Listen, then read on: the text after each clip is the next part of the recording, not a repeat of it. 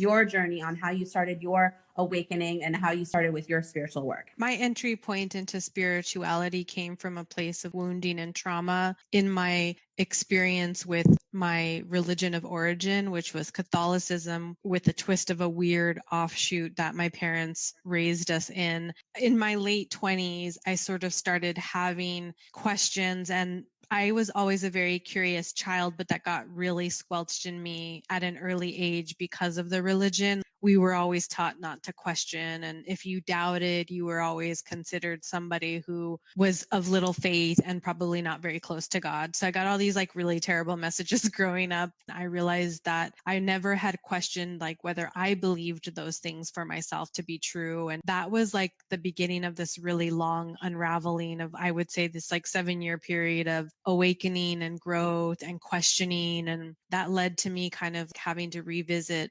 trauma of like I was given up for adoption and I lived in foster care and orphanages very young, and I was abused. I had to deal with that on top of like my awakening, and it was just a lot of unraveling and healing and coming back to myself and healing and back and forth. But like for me, my entry point into spirituality was from a place of wounding and disconnection from myself and God. I just knew that what I understood about God, we couldn't be separated, and my church was telling me something different. And I went on this spiritual expedition to go and find my connection and my tether back to God, which I eventually did. And I'm so grateful that I did.